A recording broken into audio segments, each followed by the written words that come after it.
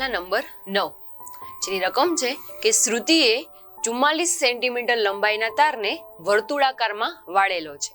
તે વર્તુળની ત્રિજ્યા શોધો અને વર્તુળનું ક્ષેત્રફળ શોધો. હવે જો આ જ તારને ચોરસ આકારમાં વાળવામાં આવે તો તેની દરેક બાજુની લંબાઈ કેટલી હશે? અને વર્તુળ અને ચોરસ એ બંનેમાંથી કઈ આકૃતિ વધારે ક્ષેત્રફળ રોકે છે એટલે કે વધારે ભાગ રોકે છે તે લખો. પાઈ બરાબર 22/7 લેવાનું છે. વિદ્યાર્થી મિત્રો, સૌપ્રથમ તો જો રકમ સમજીએ તો અહીંયા તારની લંબાઈ છે તે આપેલી છે, એટલે કે બીજા શબ્દમાં તારનો પરિઘ આપેલો છે. તો પરિઘ ઉપરથી સૌપ્રથમ આપણે ત્રિજ્યા શોધીશું, ત્યારબાદ વર્તુળનું ક્ષેત્રફળ શોધીશું અને ત્યારબાદ આ વર્તુળાકાર ભાગની વાત પૂરી થાય છે ત્યારબાદ આ વર્તુળાકાર તારને ચોરસમાં બનાવવામાં આવે છે. એટલે કે ચોરસમાં જો તાર વાળવામાં આવે તો આપણે ત્યારબાદ ચોરસનું ક્ષેત્રફળ અને ચોરસની પરિમિતિ એ શોધીશું. પહેલા આપણે વર્તુળ માટે વાત કરીએ તો અહીંયા લખીએ કે અહીં તારની લંબાઈ 44 સેન્ટીમીટર છે, એટલે કે તારનો પરિઘ બરાબર 44 સેન્ટીમીટર. હવે વર્તુળાકાર તારનો પરિઘ જેનું સૂત્ર થશે 2πr. આમાં પરિઘની કિંમત મૂકીએ તો જેના પરથી આપણને ત્રિજ્યા મળશે.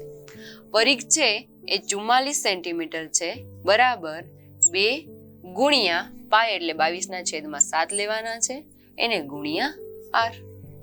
r ની કિંમત શોધવી છે તો 7 છેદમાં છે તો એ સામેની બાજુ અંશમાં વહી જશે.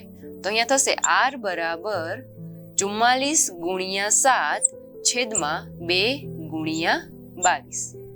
અહીંયા છેદ ઉડાડીએ તો 22 2 44, 2 2 ઉડી જશે અને વધશે 7.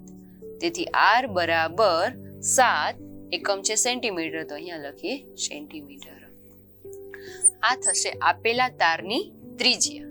હવે આપેલા તારનું ક્ષેત્રફળ શોધીએ તો અહીંયા લખીએ કે વર્તુળનું ક્ષેત્રફળ બરાબર પાઈ r સ્ક્વેર, જ્યાં પાઈ બરાબર 22/7 ગુણ્યા ત્રિજ્યા છે તે 7 છે, એટલે કે 7 ગુણ્યા 7.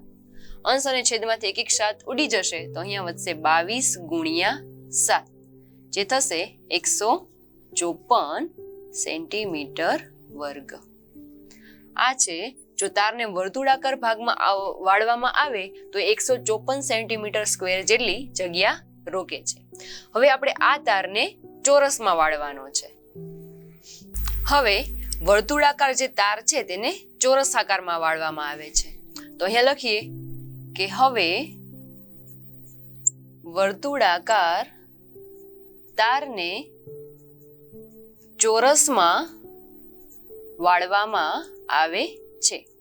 એટલે કે તારની જે લંબાઈ છે એ તો એની એ જ રહેશે, માત્ર તેનો આકાર બદલે છે. તેથી ચોરસની પરિમિતિ એ વર્તુળના પરિઘ જેટલી જ થાય. તો લખીએ કે ચોરસની પરિમિતિ બરાબર વર્તુળનો પરિઘ. વર્તુળનો પરિઘ છે એ આપણને રકમમાં આપેલો છે એ 44 સેન્ટીમીટર છે. તો અહીંયા પરિમિતિ પણ 44 સેન્ટીમીટર થશે.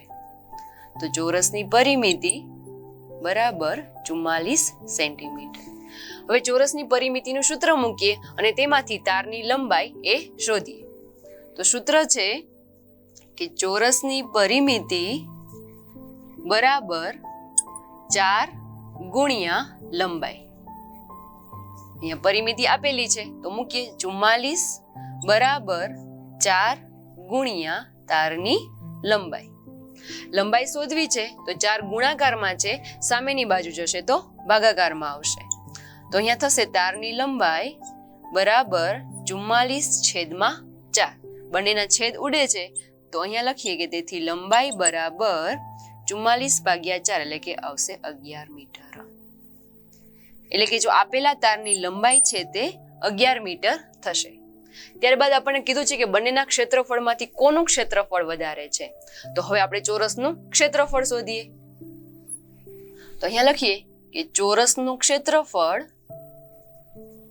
જેનું સૂત્ર છે લંબાઈ ગુણ્યા લંબાઈ.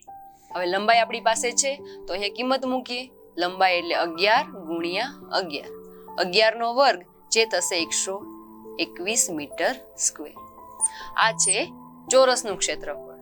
આપણે વર્તુળનું ક્ષેત્રફળ પણ મેળવેલું છે તો અહીંયા લખીએ કે વર્તુળનું ક્ષેત્રફળ